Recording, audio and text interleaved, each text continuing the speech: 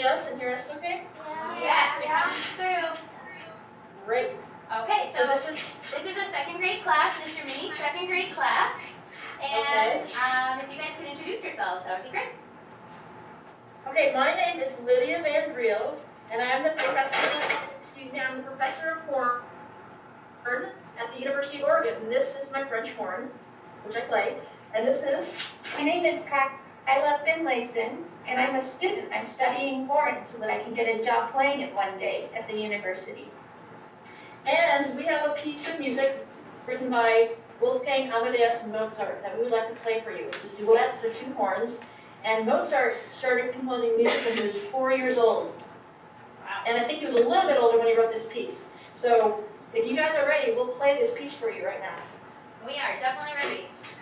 Okay. Go. Ready?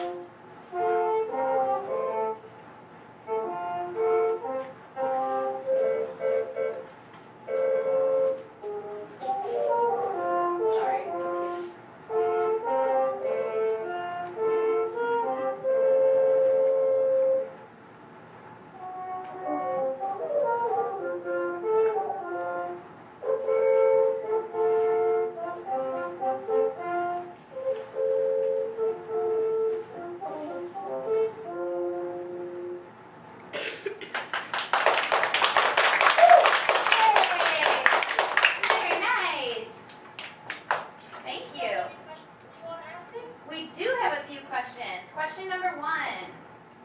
Do you play? Wait, come on up and talk to the camera. Do you play in a band or any group other than this one? Yes. I can play in an orchestra, and in a band, and in a brass quintet, string quintet, and a horn quartet. I can even play in a rock band. Can you think of other bands? Oh, all different numbers. Of any number. It's not too big. Play. Great. We can even play with singers, play with big choruses. All right. Question number 2.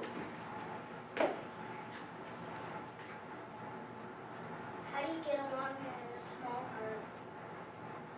Well, treat each other respectfully, and we listen to what everyone else has to say, and we share our opinions.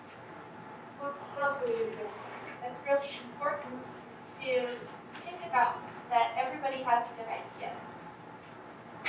Yeah, everyone has good ideas, and everyone has to come to an agreement on what the best idea is for a given situation. That's how we all get along. The most important thing is to be able to play together, so we're always trying to come to an agreement. Nice. Next question. Question number 3. Come on up. Oh, come on, right here. Do you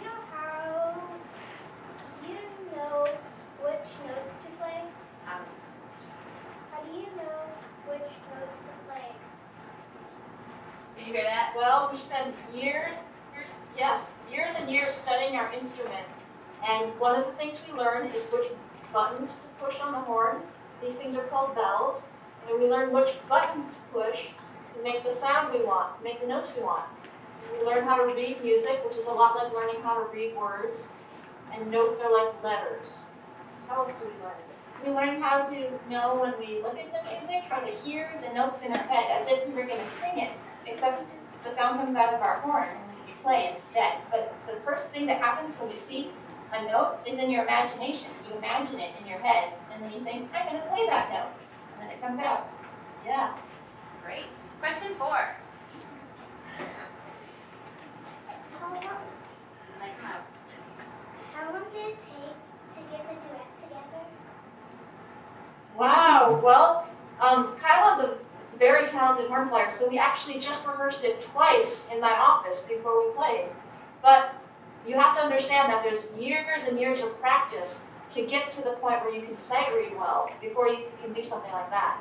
So sometimes a piece of music takes a lot of practice, and sometimes, if you're an accomplished musician, you can sight read stuff and it can sound pretty good just right away. Go ahead, next one. It also, is it hard to play an instrument? To answer that one.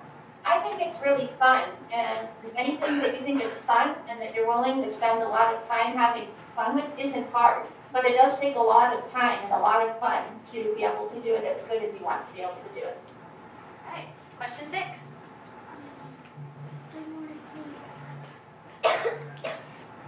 Right at the left. Big, loud, loud. Can you play any other instruments? Yeah, I can play the piano. Can you play other instruments? I can play the trumpet. Yeah. And we can both play the mellophone and the Wagner tuba, which are also brass instruments. Nice. Question 7. How do you choose and agree on a song? That's a great question. I think we do a lot of listening, and we do research, which means going to the library and finding pieces of music. And then we talk to each other, and we do this process called collaboration, where you talk about what your goal is, and then you talk about the best way to reach your goal, and you make a group decision by respecting everyone's opinion and coming to an agreement a lot. And we think about what are we looking for? I want to play something really exciting, or really sweet, like a lullaby, or really like loud and stomping. And then when we find a piece that is kind of what we're looking for, then we play it. That was number 7. Okay, so number 8. I was wondering, did you ever have to call off a concert because you didn't practice enough? Oh, that's a great question. I've never had to do that, but I have played concerts where I've felt unprepared, and I've learned from that mistake that you have to practice and be prepared before you perform. Yeah, often at a concert, especially when I was first starting out, I would think, oh, now I know I need to play way more next time before I play it. But usually you don't decide not to do it. You just do it and learn from it, because it's not really a big deal. You can learn from successful experiences, and you can learn from mistakes. Yep, you can always have a better concert next time and you learn from it. Question 9.